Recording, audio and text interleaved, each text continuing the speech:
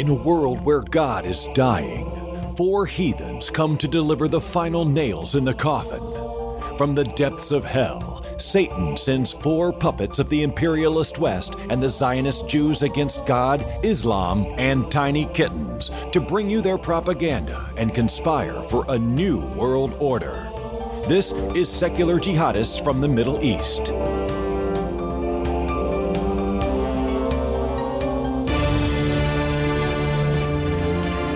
Good afternoon, everyone. Today we have the 3rd episode of the Secular Jihadists from the Middle East.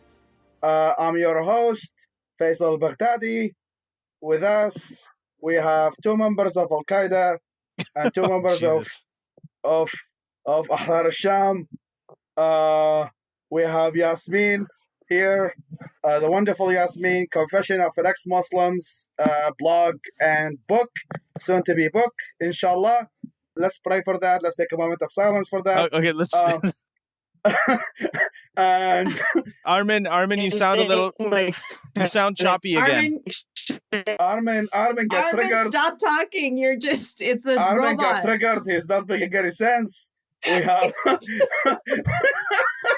Armin will need to log off and log on again. No, he's back. No, he's not back. He's frozen. He's frozen, and we can't hear him. So properly. Armin's internet connection is still from Tehran at this point. So Hezbollah just took over his. That's what happens. You said he was an Al-Qaeda or something. NSA are like, all right, shut it down. So while Armin is going to come back, he's probably going to join the Rafsanjani army, the revolution.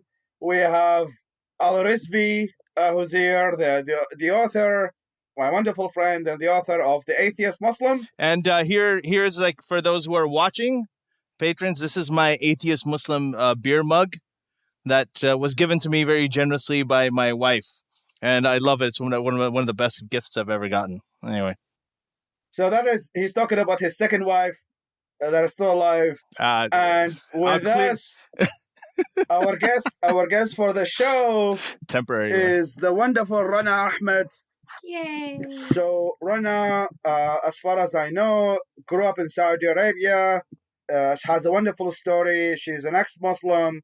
She escaped Saudi Arabia to Turkey, and from Turkey, she went on a boat to escape to Germany, where now she resides, and she's joining us from Germany. So we are an international group. 5 of us now are people from a Muslim background. Each one of us have a story. Now that Armin is back, but we should start with Rana because she's... Hello, Armin. You don't need an introduction because you're Shia, so nobody cares about you.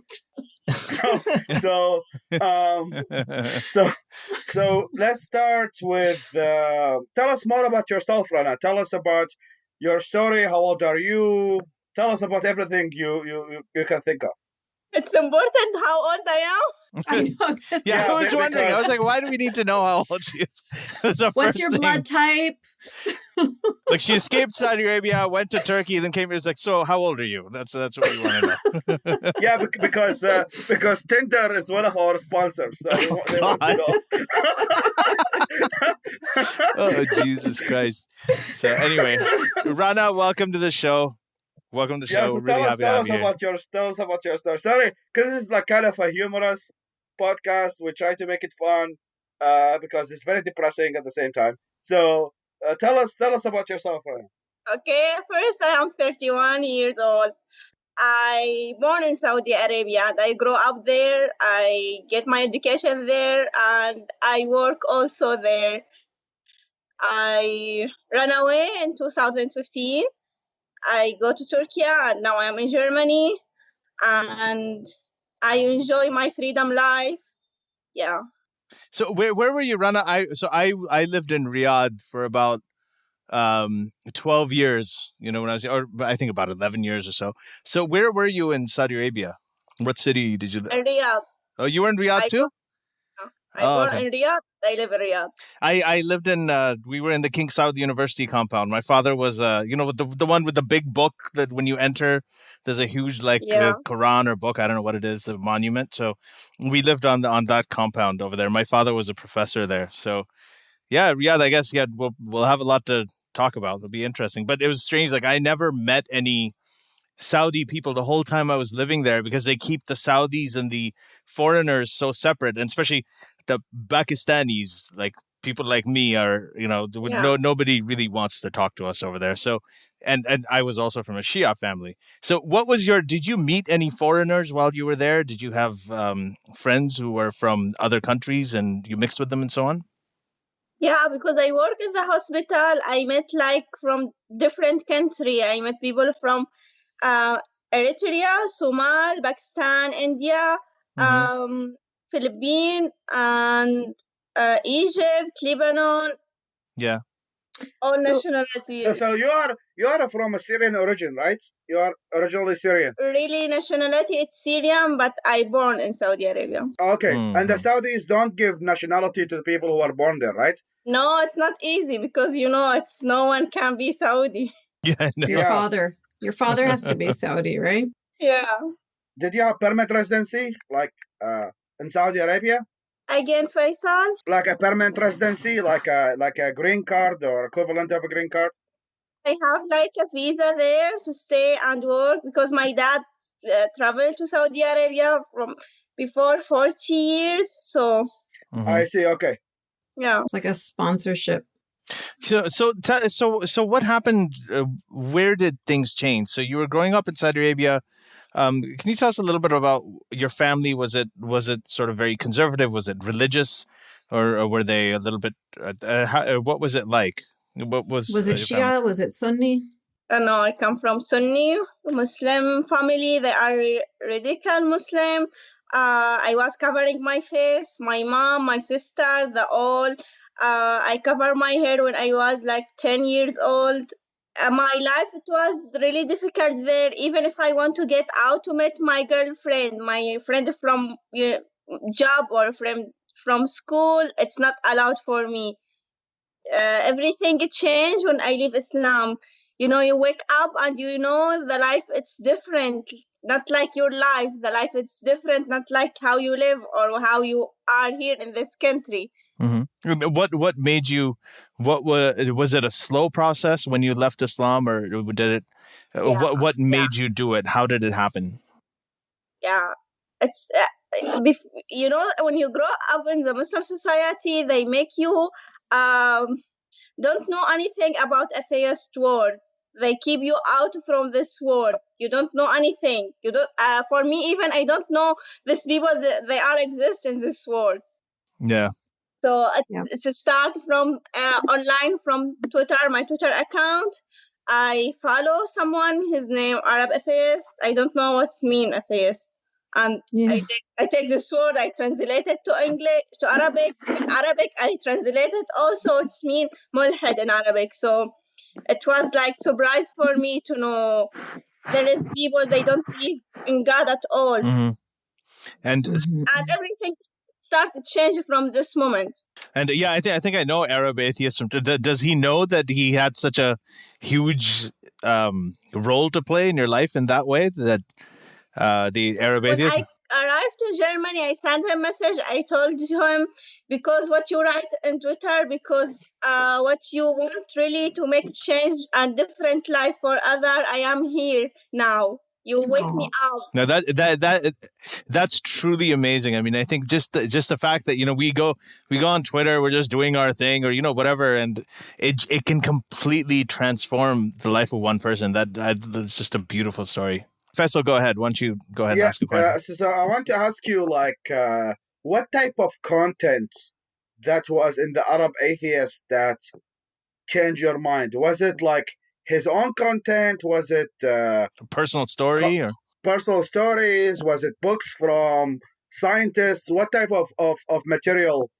In general, the information he tweet, because for me it was, I don't have any idea about atheist world, about evolution, about Big Bang, all this. I don't know anything about that. Mm-hmm. So he was publishing science information, philosophical thing, something about the religion, why we have to think and why we have to say, maybe I am wrong, maybe I am right. Mm-hmm. I see. So it was the all the type of scientific, philosophical content. Okay. Mm-hmm. So it wasn't, I mean, like how much would you say that your personal history, the way that you were living and you wanted that freedom, that also had a role, or was it just mainly just the fact that you saw that these beliefs were wrong and it's, you found out about science, you found out about, just the reality of things and you realize, okay, I've just been following this and I don't want to follow it anymore? It's not only science, it's not only information, it's also about to know you can change your life, to know you can get better life, to know maybe if you go to another country, you can live the life you dream about it all the time. For me, even to walk in the street like normal people, it was a dream for me. It was a dream to work without covering, without someone from my family. So even this simple thing, it was really a dream for me when I was in Saudi Arabia. I start thinking maybe I can do it, but in the beginning I was really afraid. It was only idea in my mind. Mm-hmm. So tell us how you did it. So you had the idea in your mind. You're following Twitter and you're following the Arab atheist. You're starting to doubt everything. You realize that there's another world where you can be free. And then what? What's the first step? It was the day I really said, if I don't get out from Saudi Arabia next year, I will kill myself. When my mom forced me to go to Mecca. When I did the photo Atheist Republic in Mecca.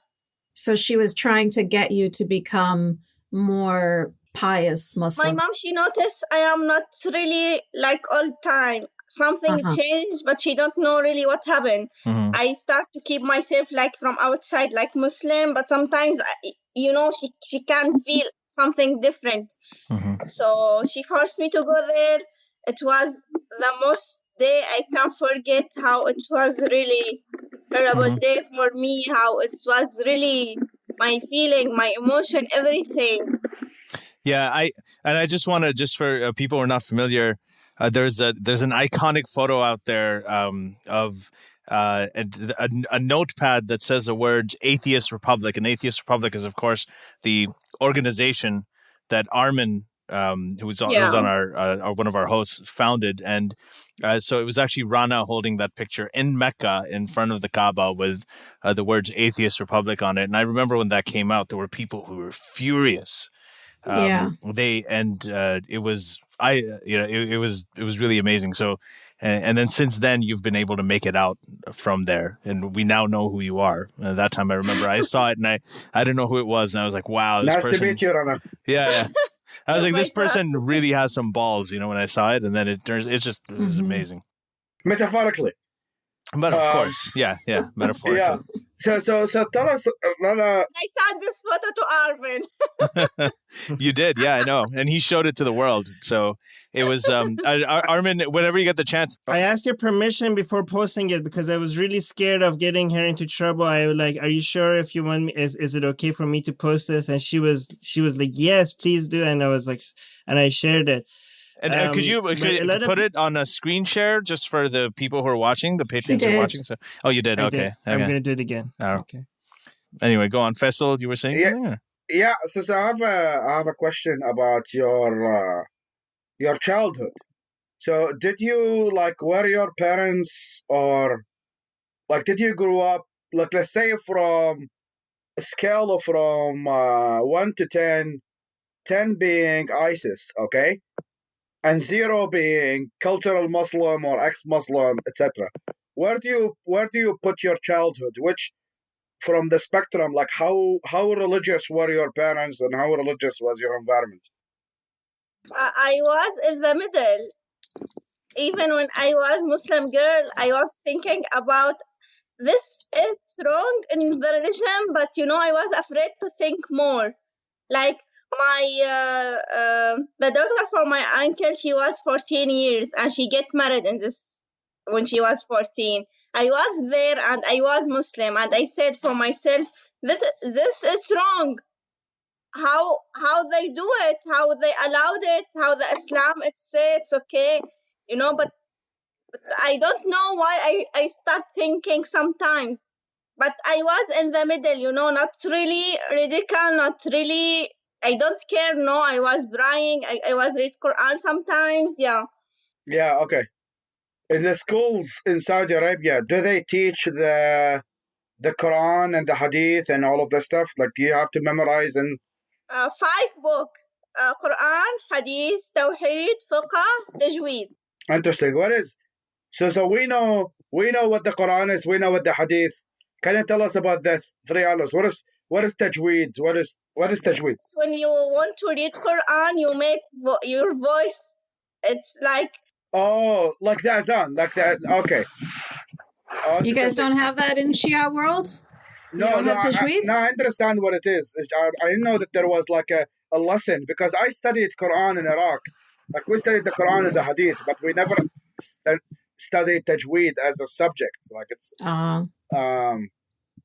so what are the others? Tajweed and what? And Fiqh. Fiqh is what? Fiqh is the rule from Islam. It's allowed for you to do that. You are not allowed to do that. What is the God say for Ramadan, or for praying, or for go to Hajj, or like the rule in Islam. Okay. And that in Saudi Arabia, they teach you the Wahhabi version, right? The Salafi Wahhabi version of like can you, because I don't think the audience are very familiar with these teachings. So, like, can you tell us about, like, tell us, like, what do they say about, like, homosexuals? Like, what do they say about gays and women? And you don't hear anything about homosexual, or you don't hear anything about LGBT people. You only hear about Qawm Lut. It's meaning the people for Lut, they was gay, and the God, they kill all these people.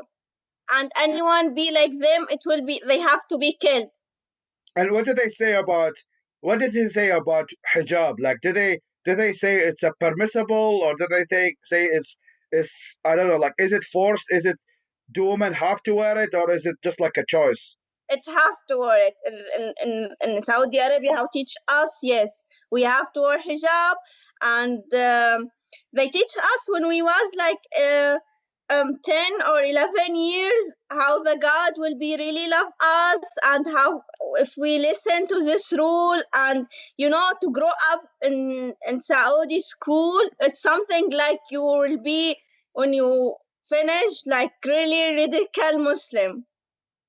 Yeah, so from age 9-11, pun intended, they teach you about, like, all this kind of, let's say, conservative, and then by the time you graduate, like by age 17 or 18, you're already, let's say, radicalized. And you said about your family. Well, I have a question from Armin. It was saying about your brother. So tell us a story about you and your brother. He tried to kidnap you in Turkey, right? He tried to find you. Yeah, so tell us more about that. Yeah. I know when I arrived to Germany, I talking with my sister by email, and she told me your brother go to Turkey after I ran away, and he spent like 1 week in Istanbul searching where I am. Amazing. Oh. Wow. Yeah. So that is after you escaped to Germany. Yeah. Okay, that's good. So you're already. Yeah. So what was he gonna do? Like, if he found you, was he just gonna force you to go back, or? I don't know. He will kill me to see me without covering in the street, walking like this. My brother, I have to be killed. I bring shame to my family. So he would have, like, we're not just saying figuratively. You're saying literally he would have killed you if he saw you that way. I think he planning to come to Germany, but I don't know when or how, and I tell the police about that. Yeah. Okay, good. Yeah. So do you have any contact with anybody in your family then, or they just cut you off? My interview in Deutsche Welle in Arabic, they see this interview and they know now I am atheist, And you can say to decide to talking in Arabic language about I am atheist, I am ex-Muslim. It's meaning to cut the relationship with my family. Yeah, me too. Yeah. Yeah. Are you safe right now? Are you afraid of anybody trying to come and find you or harm you? I'm not really afraid because I am not afraid to die. I am afraid to die before I complete the message I want to send it to the world, before I complete what I want to do, but I don't afraid to die. If you can summarize your message in a few sentences, what is this? What is your message to the world? Well, Rana's writing a book, right? Yeah, I write a book. It will publish in 2018. The first, it will be in German. Then we have English. And I don't know if we translate it to another language. So in the book, you're going to find your message? Yeah. I write really deep details in my book, like how I grew up, all my life, the all change, the freedom life, everything. It will be in the book. And I hope all the girls can read my book. My message, it's really simple. It's like I want to say for all women or even for man, you can change your life when you really want that. When you're not afraid to go to your freedom. When you're not afraid to lose anything. When you're not afraid to be like someone else. Rana, I have a question because I have a lot of women from Saudi Arabia that contact me all the time. Yeah. And it's different. Like if I have a woman contact me in Canada or America or somewhere in a secular country, I can offer them support and I can give them some ideas. But when a woman is from Saudi Arabia, I don't know what to say. Like how are you able to leave Saudi Arabia and go to Turkey? You need to have your father's permission, correct? Like an exit visa? Also they contact me in my Twitter account. I get some message from Saudi girl. I give them advice. There is something they can do it to get out from there. Okay. I can see it I can say that online. I can let the government know. I keep it like only with. Okay, that's actually that's very helpful. But do you have information? And yeah, do you have I also get a lot of emails like this from people, especially I get a lot of emails from LGBT people in Saudi Arabia, gay, lesbian, trans people in Saudi Arabia, and they. It's kind of heartbreaking because I don't really know what to do with them, what to do for them. And so what's your Twitter account? Yeah, or is there an email? Rana Ahmad. You can find it, Rana Ahmad. Okay. And is it? Do you also have an email or something that we can post or something? My email. I will send it now. Okay, that's great. So if we can post that, people who that's I guess somebody. If when we get emails like that, is it okay if we refer them to you? Yeah, sure. Yeah. So how can you be sure that, well, I guess it doesn't matter because you're safe in Germany, because a lot of people are usually scared of who they speak to on Twitter because you don't know who they are, right? Like it might be somebody, the Matawa or something trying to catch you. But I guess you just... do you have to be careful who you give this information to? Do you make sure that the person is somebody honest first? I give like in general, and when I know, this person, if he really want to get information or if he really need help. Right. You can feel it from the question when he asks. And when I think this person, he only want to know how the girl get out from there. I said, okay, you can search or you can do that in yourself. So, but even here in Germany, I get contact for the girl running away here in Germany. And when they ask help, I can say or I can't. I help like as much as I can. And I want to send a message from here, my home, my friend, my everything. I can do it. It's open for all Saudi girl. I can help. Oh, wow. You're going to have a lot of messages in your inbox. You have no idea how helpful that is. I can't even tell you how many messages I've gotten How many emails I've gotten from people in Saudi Arabia. I live in Saudi Arabia. I know how they are suffering there. I know how we really need someone to care or to help or to support. So I wanted to just while Rana's here, I actually in my book I covered some of the Saudi textbooks that they had. This is after 9/11. The U.S. actually asked Saudi Arabia to reform some of its textbooks because of some of the things that were in there. But even after the reform, some of this leaked out. So I just wanted to read some of the things that are there, just to have you kind of comment on it. So the Freedom House found some of these books, and I saw them in Arabic. And it said for first graders, it said there was a fill in the blank question in the textbook that said every religion other than Islam is false, and whoever dies outside of Islam enters hellfire.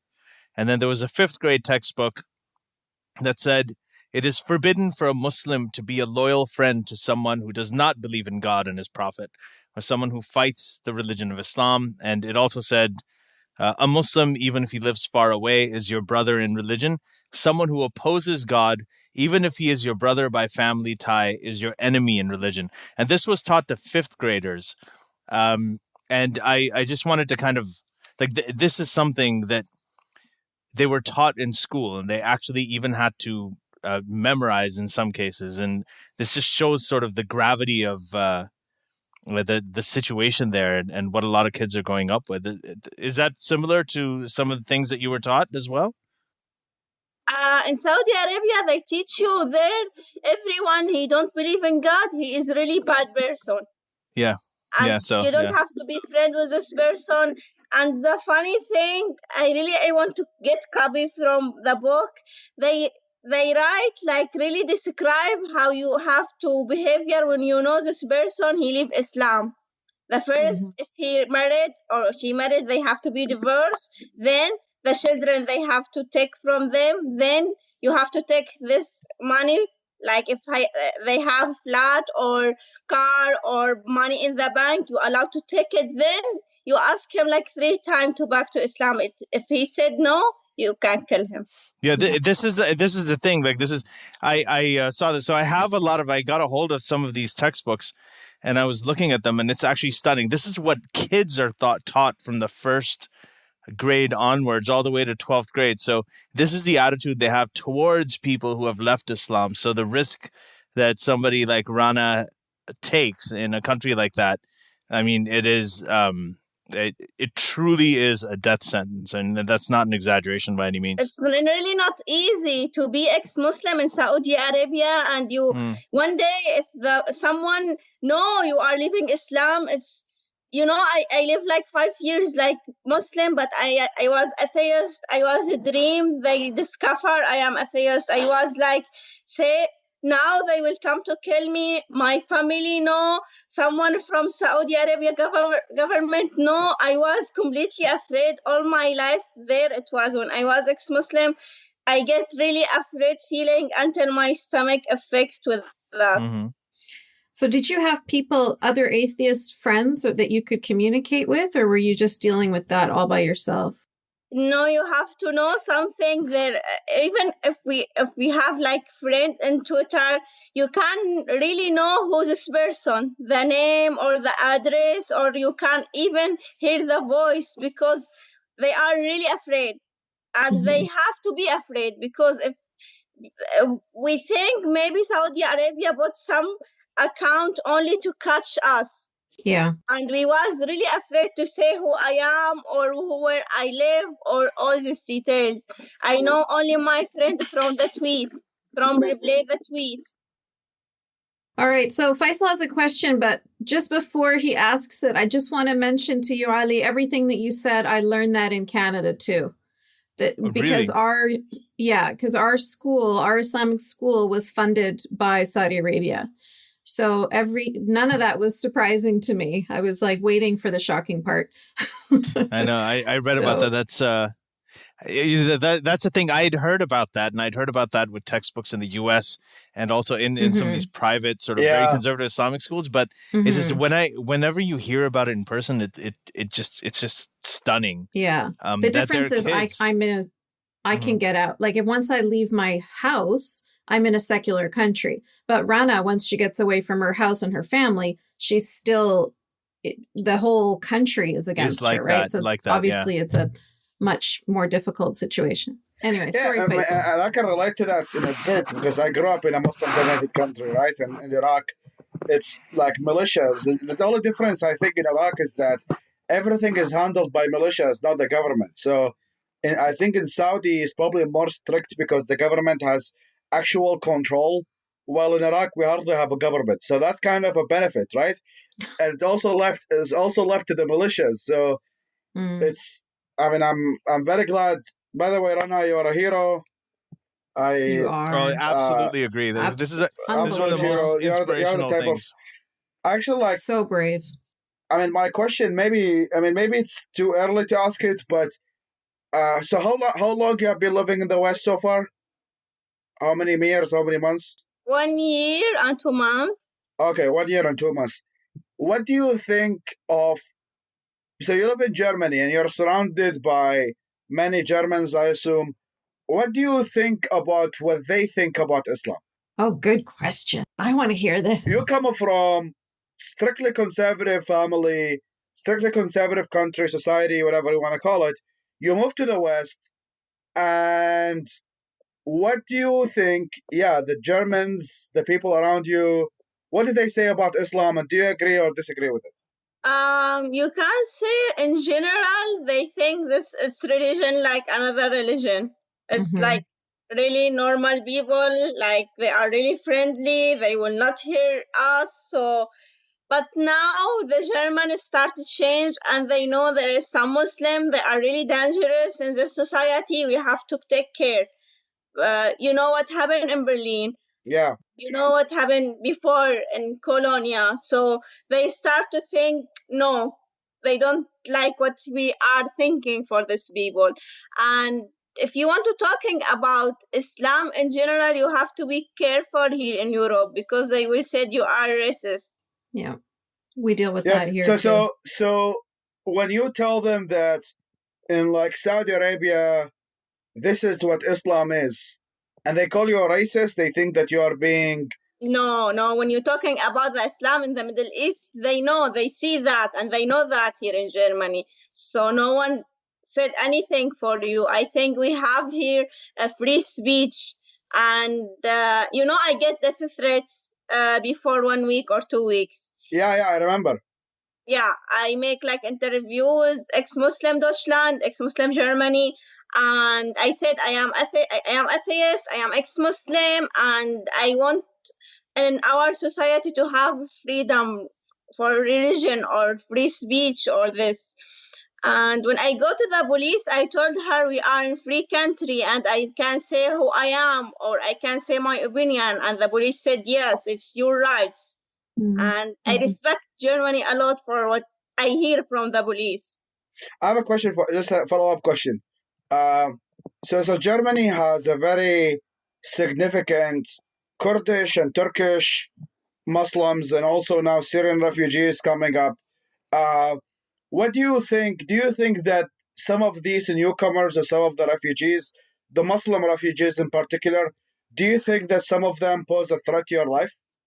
I have like 10 screenshots from death threats I get from people live here in Germany. In my city, in another city near to my city, and from Berlin, from all the German city. And I make like screenshot for the Facebook. I make screenshot to the death threats I get, and I give it to the police.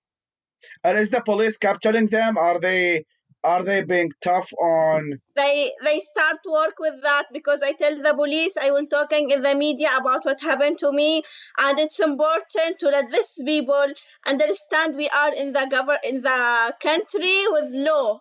If you do something, the police will find you and catch you. You are not free like in the Middle East or Muslim society to do what you want and to hear atheist or ex-Muslim like what you did in our country.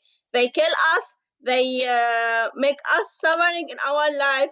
They don't stop. Let us live like who I am. So here in Germany, I will not be silent. If I know anyone here hurts atheist or ex-Muslim, I will do something. So one of the, yeah, like just this whole thing's amazing. So I had a question, just the whole controversy that's going on in Germany about refugees and, people who are fleeing persecution. I guess many of them are people like you, right? Who have, who are under, I guess, ISIS control, under even, in other countries that have Islamist governments, and they're running away from them. Many of them are women, many of them, all kinds of people. What do you think about the whole refugee crisis? Do you think it's, because on one hand, could you just comment on that? What's your view on the whole idea of allowing refugees? I want to mention about, I have Muslim friend in my school, my German school. I have refugee Muslim friend. They know I am atheist. They know I am ex-Muslim, and they know I am talking in the media, and they don't care about that, and they respect me like who I am, and I respect these people. And we make joke, we be laughing, we do it like something with each other. But the people I see the death threats from them. I know you can see like 80% or 70% from refugee, like they think like this way.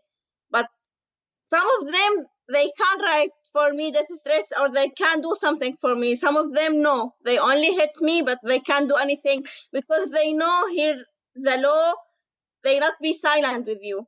Just to clarify, the 70 to 80%, those are the people that are like your Muslim friends in school, or those are the people that are sending you the death threats?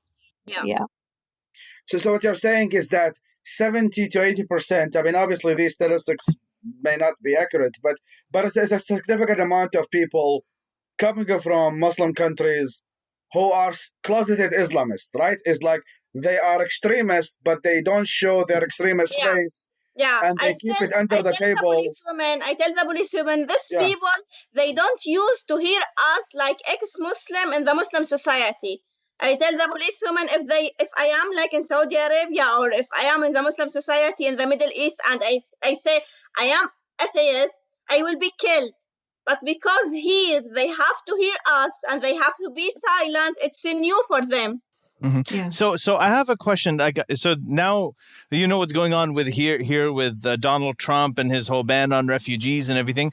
So the problem is if he does ban the refugees, I guess you're in a unique situation because you have gotten death threats from, like you're saying, about 70, 80%. I don't like Trump, and I don't like what he did. Yeah, but I guess no, that's fine. We're on the same page when it comes to that. But my question is, I guess that you have these people who are sending you death threats who are refugees, but at the same time, you're also a person. There's many refugees like you who have come here, and your lives have been saved. You've come to the West, and you have gained freedom, and you can openly now speak against all of those oppressive systems, and we need your voices here too. So how do you strike a balance? What do you think? I guess it's maybe too much of a question to ask, and I don't know if you'd even be able to have a proper answer for this at this point. Everybody else is trying to figure it out, but what do you do when you have situations like we have to have people like you here, but at the same time,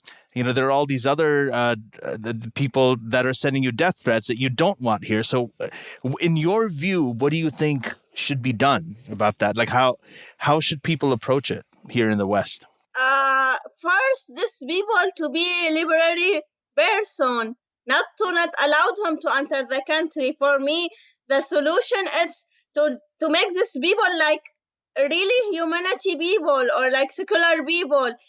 What's the point if you said you're not allowed to enter our country and he back to them country and be part from ISIS or be part from Muslim militia? In my school, our teacher, he know the almost all the students, they are Muslim. He know I am atheist. When he start teach us, he teach us all things, all details. He teach us about LGBT people. Mm-hmm. And he give us like this. It's like this in Germany, and you can see this like lesbian or gay or all this word. And the student was like, they can't say anything. They want to only see what the teacher said. They know they have to learn that. They know they can't do anything. They know they have to be like really liberal. And I respect our teacher really. He even teach us about female and male sexuality. What's called this area in German, you know. I read that. Yeah. I'm sorry. I didn't mean to cut you off, but I actually read about in Norway, what they do is when they have new refugees, they actually do train them about what the laws are here, you know, how we treat women, how we treat the LGBT community, how we deal with minorities. And they have programs for refugees that have showed like a good amount of success. So, I think that's a great answer. Right? And I think that's something that should be explored. Just a quick follow-up question before Armin. I mean, I know this sounds like a very loaded question, and I don't blame you if you don't answer it, so you don't have to answer it. We're giving her all these really heavy, hard questions. We want you to solve all of the problems of the world for us. Yeah. But so I'm a refugee as well. Okay, so I'm a refugee, and I have seen.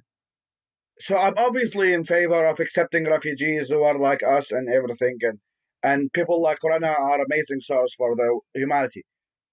So for example, like I was walking just 2 days ago, and there was like a guy talking about killing gays. So I was at the restaurant having halal chicken, and then like there was a guy literally talking about that, like he saw 2 gays walking, and he said, "Oh, look at this Lord, let's go kill them. Like let's kill them," something of that sort.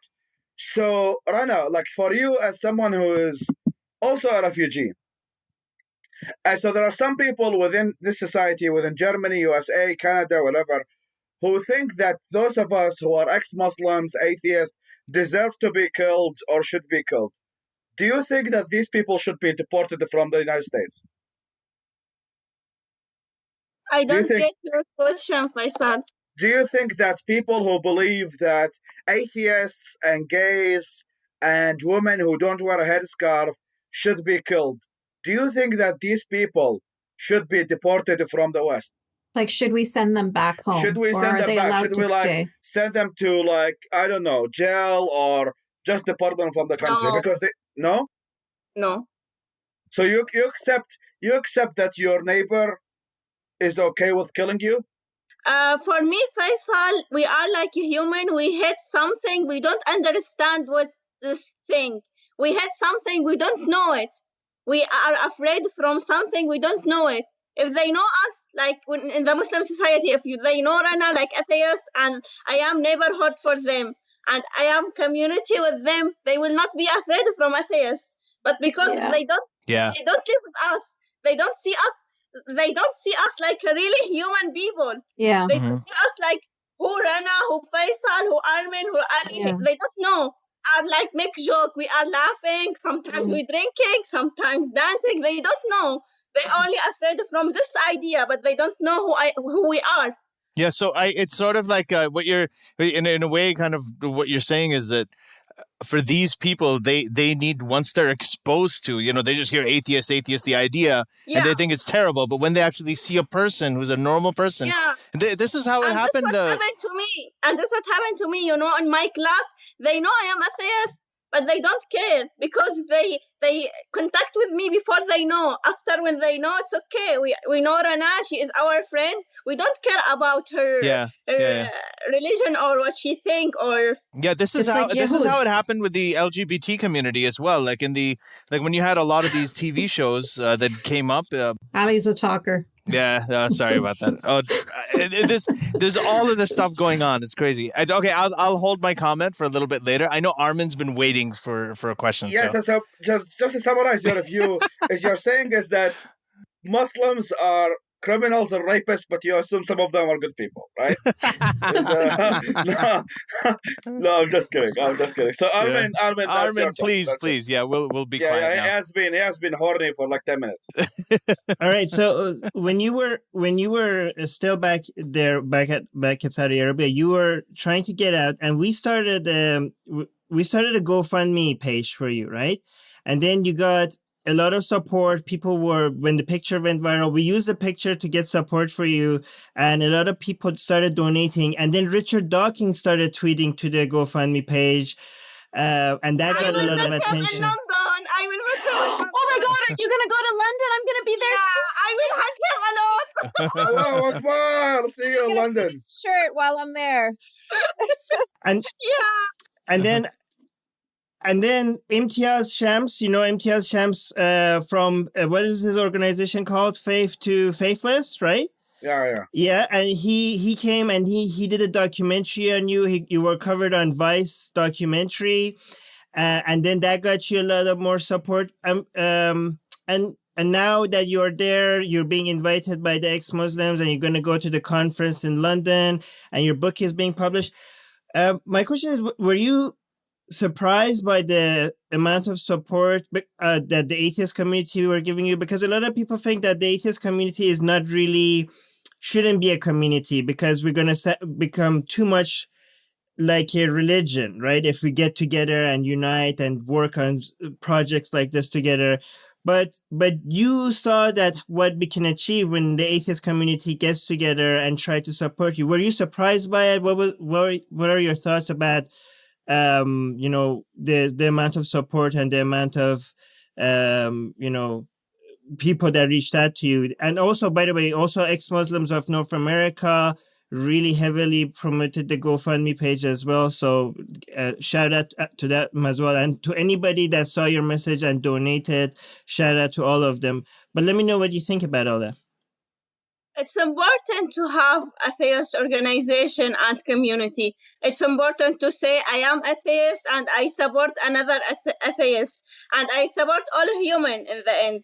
But because when we talking in the media or when we talking like for our friend, we say I am ex-Muslim or I am ex-Christian, but you don't say I am atheist. This word, it's important because it's mean we are here. It's mean we say to the world we are here, we are exist. We are not only a myth. I don't know. I get support from atheist community and I think I am really lucky. I know Imtiaz from ex-Muslim Britain and I know Mariam Namazi. I know you Armin and I know even Muhammad from ex-Muslim America. I talked one time with him.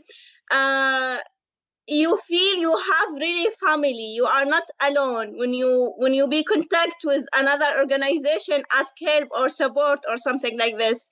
It's something really hurts from inside if you are get out or run away from your country and from your family and you don't find anyone. Yeah. So what do you think should improve? Like what? So you look at the atheist Muslim community. Atheist community, what do you think that the atheist movement should do more to help more people like you? Now in Germany, I am members from Giordano Bruno Stiftung. It's Germany organization for atheists. We start now to building something new can help atheists by money. Okay. For me, when I was in Turkey, the more important for me it's money because there is in Turkey no support from the government. There is nothing, and I have $200. It's not enough. So we will start now here in Germany to building something. You can support by money another atheist, and we are send it to another atheist to help themselves by traveling maybe or by flat or by I don't know how. Yeah, as they say in Arabic, المال بالغربة وطن, صحيح? Like the money, when you have money when you're outside your country, is like you have a new country. That's kind of, it's an Arabic proverb. So you're saying of so what is the name of the organization you're talking about? What is the name of the organization? The one I am with them is Giordano Bruno Stiftung. Okay. It's only in Germany though. Yeah, right? and can you send that to Armin so we can try and get their name out as well? Yeah. That'd be wonderful. So let's talk about policy. I mean, I'm very much interested in policy, and like my organization is focused on policy. So the countries that we come from, Ali come from Pakistan, Armin come from Iran, Yas come from Egypt, Palestine / hell, Norway, and you come from Saudi Arabia and Syria, okay? What do you think the West can do to change, to make our countries more secular? Or what can we do to make our countries more secular? The pressure's I on. think the people, they will not like my answer. No, tell me. No, it's a free country. You are in New York. Yeah. You know, the all president and all the world, they know there is no human rights in Saudi Arabia. And they know we are suffering there. And they know, like, Raif Badawi, how many years he in the jail and nothing happened to him. For me, I know there is like oil, there is money, only this what the president and the government care about it. But like us, like a human, I don't know someone who will care, like the really, like, I talking like if the country like Germany or like Netherlands or like France would stop deal with Saudi Arabia until they will be really like secular society or they have human rights. It's only in my dream, you know. No one can stop contact with Saudi Arabia, or no one can stop. Even in Emirates, there is something not really good for us, but no one talking. So one of your first suggestions is that the West should cut its relationship with Saudi Arabia, or pressure Saudi Arabia to become more like Qatar and Emirates. Yeah. In Iraq, in Egypt, in all the country in Middle East, they really need someone to have power to force this society to be really more humanity we have, and to be having human rights, and to be like really society you can live in. Because there's no reason for them to change right now. Everything is fine. There has to be some sort of push. And if there's a push from their allies, from their Western allies saying, okay, this is going to affect our relationship if your human rights, if the way you treat your citizens doesn't improve, then they might consider changing it. But if they just have people in their country speaking up, well, they'll just kill those people or put them in jail like they are doing with Raif. They're not going to care. Yeah. Also, sorry if I'm the only one asking questions here, but like okay, that's another question. I mean, you don't need to have a clear answer to it, so I'm not pressuring you. But so one of the arguments I've heard, so I work in policy and I go meet up with government officials from time to time and stuff. And I've heard this argument a lot about Syria, which is the country that you originally come from, that they say that Bashar al-Assad is secular. Mm-hmm. Do you agree with this? Do you think, because I grew up under the Ba'ath dictatorship, I grew up under Saddam, so I understand the argument. But can you tell us, do you think that Assad is secular or not? No. So why don't you think he's secular? I don't know if you know something about Kurdish people in Syria. I know, yeah. I assume some of them are good people. Yeah, before the war, these people, they not allowed to speak in them language. They not allowed to speak Kurdish, and they don't have idea. The really simple thing in the life, idea. Yeah. Like identification card, like ID card. Yeah. Mm-hmm. So this only simple thing I can give it about this politician or. Yeah, but that's still, but I mean, Ataturk, for example, who is the founder of Turkey, was also anti-Kurd, but he was also secular, right? He was a Turkish nationalist. So what you're saying is that Assad is just an Arab national. But do you think that Assad is pro-secularism? Do you think that he supports kind of reforms when it comes to freedom of religion? Like practicing atheism or eating babies once a week? What is Assad as a regime? Is it prone to secularism?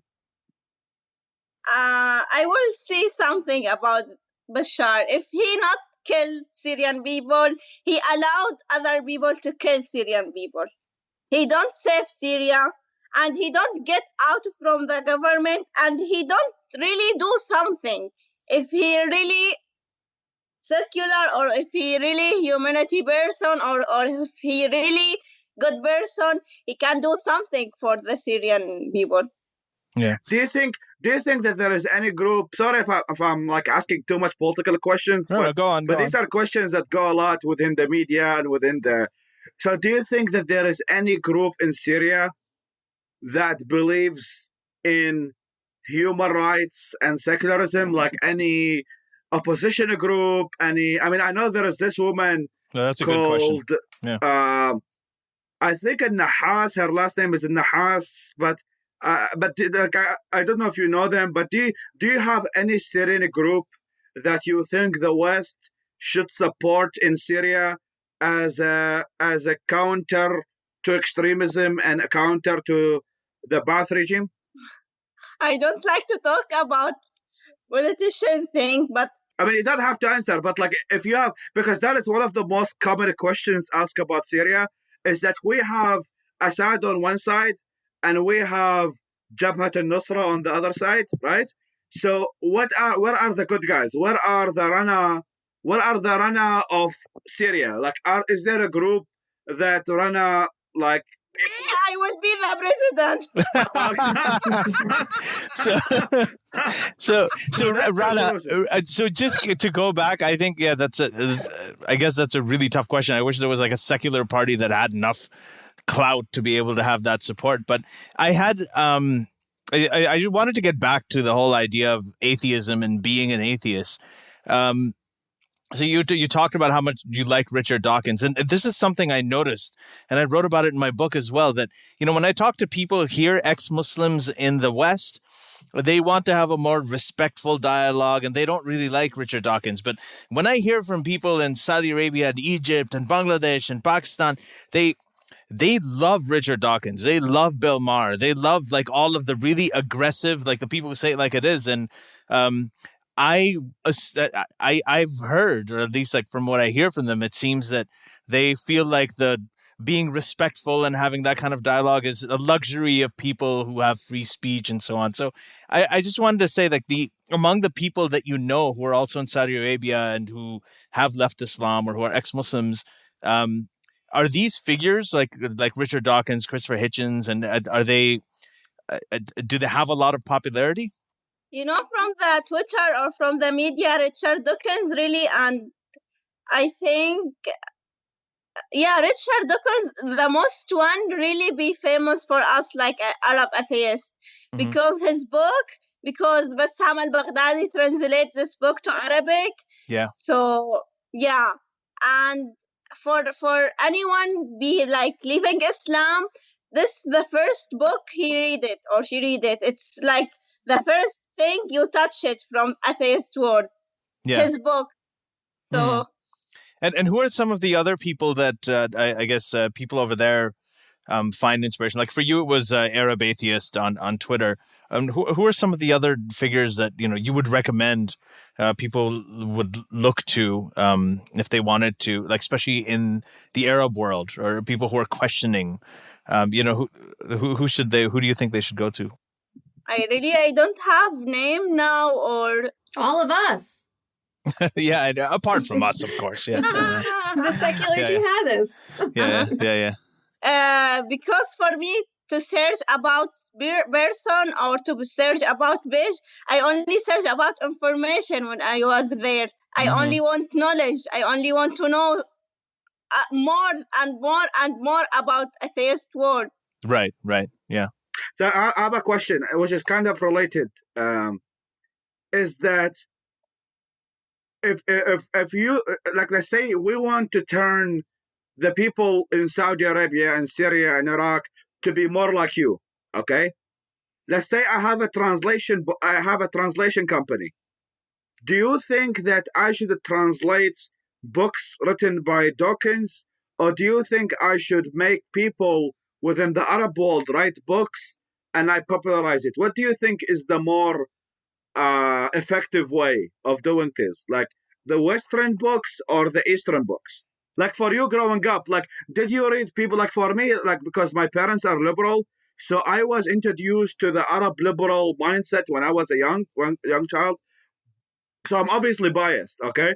But I want to know from somebody who left Islam, who became secular, became liberal, what are the most influential books that came to your head? Was it the data by Western people, or was it the writers from the local language?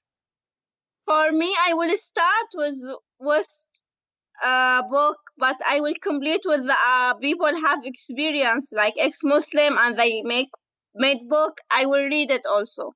Mm-hmm. So I guess it's both. A combination. Yeah, it's a language thing too, Faisal, I guess. Rana speaks English, and so she was on Twitter and she was reading and listening to the Arab Atheist.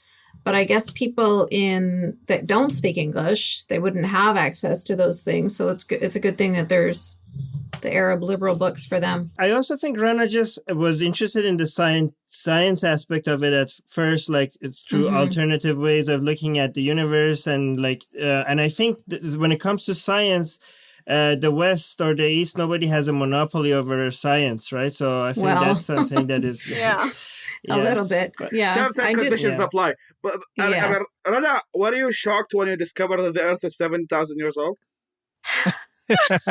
No. And that it's not flat and on a whale's back. Because that's what we learn, right? So, so they do it. The West has a monopoly on science somewhat. So I was looking at some of your pictures from the early days when you were leaving. From the picture you took from the plane, you say the flight to freedom, and then when you got into the hotel, you took a picture of the wine, I think, and you posted that on Facebook. So what were your feelings initially when you got out? Like, how did your lifestyle change? How did your experience change?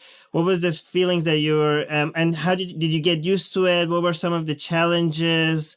What are some of the things that you noticed was completely different from when you were back in Saudi Arabia, and some of the things that you expected, some of the things that you didn't expect?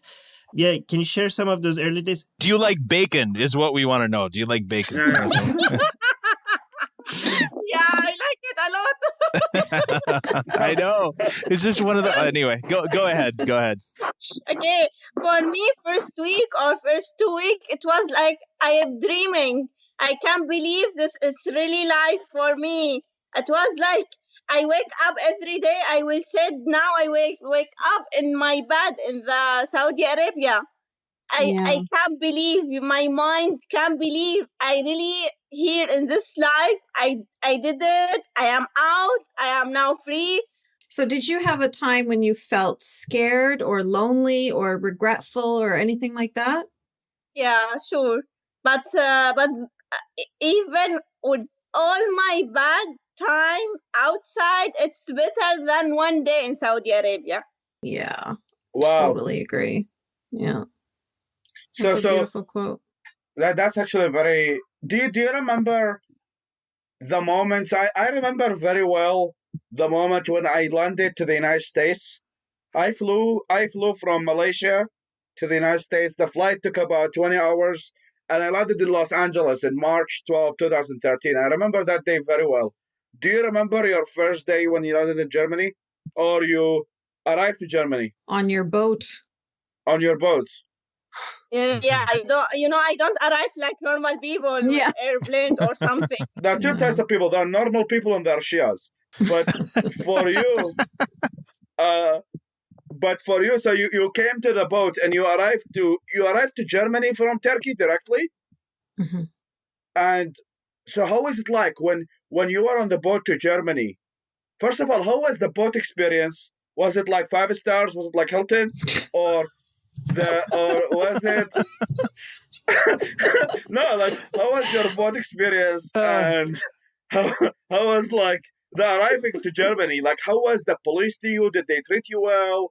Did they shout at you? Like, because we hear lots of stories about racism by the Hungarians against Syrians, racism by the Germans.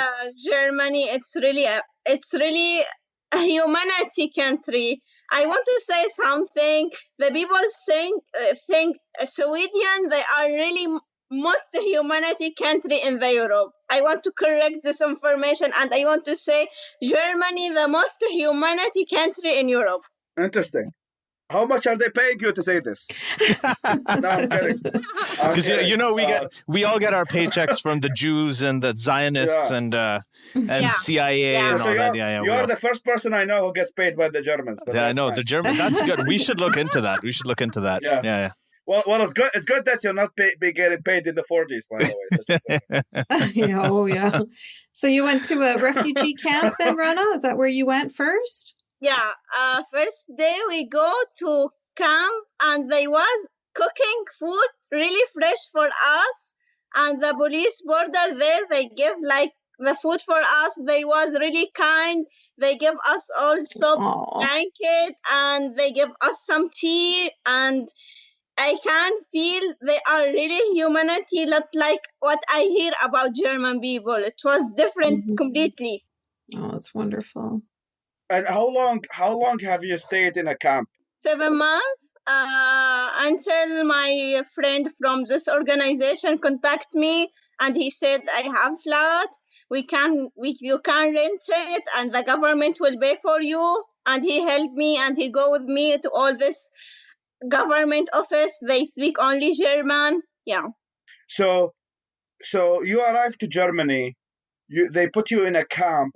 Did they give you like a refugee card? Like, did they give you a refugee ID like what I had? First, they give me paper like they start my process. Okay. Paper with my photo, my real name, all information, and they put me in the camp with Muslim people. And one day, there is one, he put Quran every day in high voice. And I be silent one day, 2 days, 3 days, 4 days. I can't. I draw Quran in the picture and I write back to your Quran. Wow. Yes. In his room and then I run away. Wow. Holy shit. Wow. Oh, I love this girl. This person, he go to the manager there, and this woman, she know I am a atheist, and she called me first one. She told me, Rana, you did that. Are you the troublemaker, Rana? She told me, please, next time, anything you need, come to us. They really afraid from the Muslim society. They really afraid from them. So she said, please, Rana, anyone, anything, anytime, come to us. We can do what you want. So, Rana, are you in touch with anybody? I guess that not necessarily in your family, but any friends or people in Saudi Arabia who used to think like you that you knew, or did you know anybody in Saudi Arabia who also was an atheist or who was also questioning? And are you in communication with? I mean, you may not be able to answer this, obviously, but were there other people like you there that you had communicated with? I have a friend. We contact sometimes by Twitter, but not you. I can't say really friend, you know. I told you about the situation, how you be afraid to be friend really with someone from Twitter. Yeah. So yeah. I only have friends outside from Saudi Arabia. Oh, so you didn't know anybody, you didn't know another atheist. For 3 years, you were an atheist in Saudi Arabia, and 5 years, wow. And you never met another atheist in Saudi Arabia face to face? Never. That must have been so difficult. Well, I mean, you know what's funny is that I get messages from so many people who are atheists in Saudi Arabia, and they don't know anybody else. They don't know each other. Like they're all kind of on their own, and they can't speak to anybody else about it. You can't find anybody else because once you admit that you're an atheist, you're automatically risking things. So you play in your life. Yeah, when it's friend with someone from Twitter, you play in your life. Maybe from government. Mm-hmm. Yes. So just a follow up. So you now have your asylum request in Germany got accepted, right? Yeah, I have 3 years visa now. Congratulations! Great. Thank you. Mabruk. And what's the fact that you are an ex-Muslim helped you in your asylum case?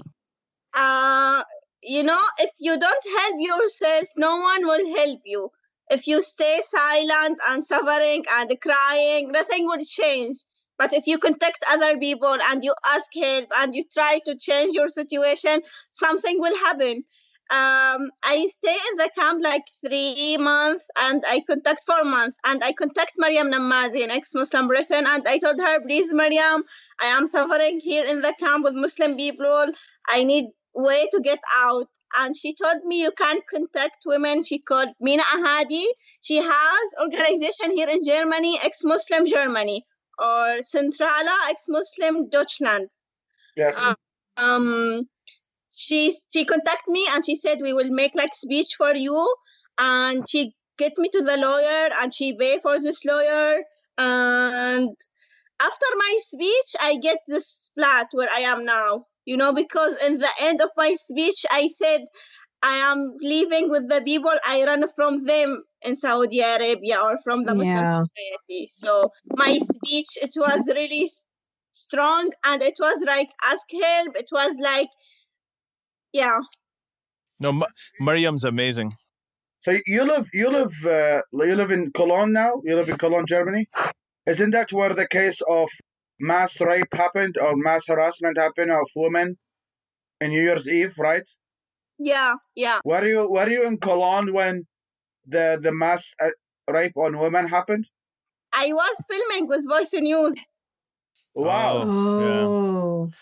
Yeah. Wow. Yeah. Interesting. Wow. Well, I'm glad that you got help. Bill O'Reilly said, "God helps those who help themselves." So I'm glad that you. Well, I guess God is helping all of us.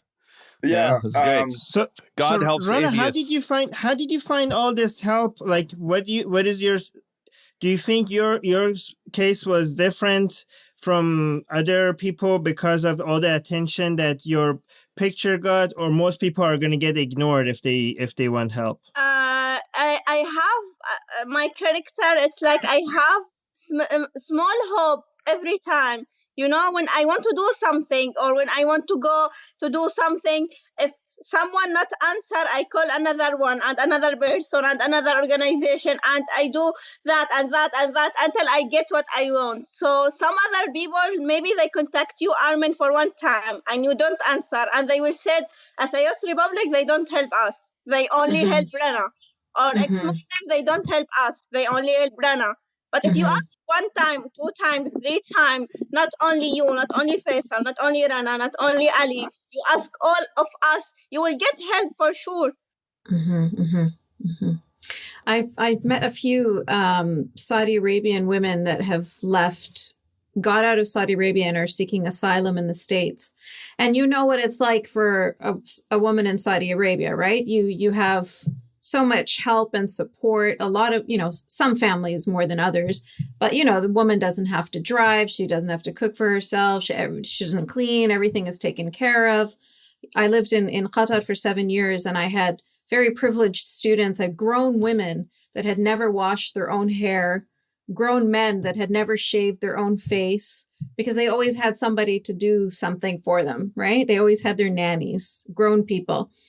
So I did meet some people that had left Saudi Arabia, left that life, and then they came to America.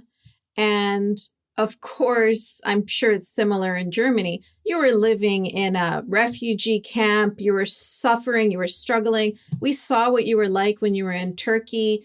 Imtiaz was saying he was scared that you were feeling suicidal at that time. It's a very, I think, we're talking about very positive things here today, but it's important to remember how courageous you have to be, how brave you have to be, how strong you have to be to get through all of that. Even though you had support, the support didn't come looking for you. Like, you went looking for that support, and you had to internally too. Like, it was not just, you're losing touch with your family, with everything that you've ever known, your language, the food, the culture, everything is different. So I just want to say, like, I'm really, really honored and proud that you are our first guest, and that we really, really appreciate it. And I know that you're going to be an inspiration to so many women and to so many people out there who will want to leave their homes and will want to get out of their Muslim communities. But I just want to, get your feedback about, like, it's not an easy thing though, right? Like, there's a lot of work. I want to say something important. You remind me to say it. For all the girls who want to run away, or any even man you want to change the life or be free, or they really have to be sure about this decision. They really have to be sure. Yeah. I will lose my family. I will lose my friend. I will lose my country. I will lose my home. I am sure I want to do that. I am sure I will be really free in another country. It's important to be sure. It's important to be, this is what I want. This is what I am. This is what I will do. So if you are sure, when you get out from there, and when you have like a new life, even difficult life in the camp, and life, maybe sometimes you don't eat, sometimes you feel really, I will kill myself, I can't hold myself anymore, but I am choose to come here. I am choose to be free. I want to test the freedom. I want to test something I dream about it 5 years, I was sometimes not really perfect, not really strong. Sometimes I was weak, but I know in the end I will get what I want. I start my German language now, and I want to study in university here. I want to study physics, and I want to end in quantum mechanics or nuclear physics or something. I dream really about it. So big dream, really need to be patient, need to have hope all the time. Yes. Thank you so much for that. That's a wonderful message. Right. And beautiful. so we're just going to end on one note of one final question. Can you please run against Trump in 2020? Can we, please? That would, yeah, it would be great for the world. If that could be a final question. I mean, it's kind of pessimistic, maybe. If you're going to study nuclear physics, would you consider nuking the Middle East? Oh, come on. Oh, Lord. No. We have to put sanctions. We'll need sanctions. Yeah. This was meant to be as a joke question, but it's a joke, NSA. So no, this is actually my final question. Let's call it the final solution. God. Okay. Let's say somebody's 12 years old, 14 years old, growing up in Saudi Arabia, Syria, Iraq, Lebanon, have questions. What do you advise them? Like, how do you, the curious children, the curious teenagers, they have questions about the universe, the world, religion, they have their doubts. What do you advise them? What do you think they should be their first step? Get the knowledge from the website or page far from the religion. When you want to learn something, you have to learn it from the really original, not from the religion, what they put opinion about that, or your society, or your family, or you have to get it original. You have to learn from original thing. So go to the source. That's what you're saying. Yeah. If you want to learn about physics, don't go to the Quran about physics. Go to the physics books. Yeah. Sure. Even though the Quran contains lots of miracles, but anyway. You go to Google alayhi salam. Yeah. So your message is that people should learn. If you are curious, try to look for the source and try to learn things from the origin. That's great. Yeah. Yeah. And how about people who are lazy and fat like me? You just wait for a revelation. You wait for the revelation. Okay. I wait for. So for me, it's Imam Mahdi. Wait for Jibreel. Jibreel will come down and he will give you all of your, while you're sitting there and fat and lazy and having your French fries. It'll be fun. So that's how we do it. Anyway, Rana, this was just one of the best 2 hours I've had. It was just wonderful talking to you. So thank you so much for coming on. I can't wait to hug you in London. I want to see you all in London. It'll be amazing. We're gonna have shawarma and bacon. Yes. So. Okay, guys, that was wonderful. Thank you, Rana. Thank you so much, Rana. Thank you. May God bless you and may God bless Germany. Yeah. Bye, Habibti. See you soon. Bye. Yeah. Take care. Peace. Allah Muhammad Ali.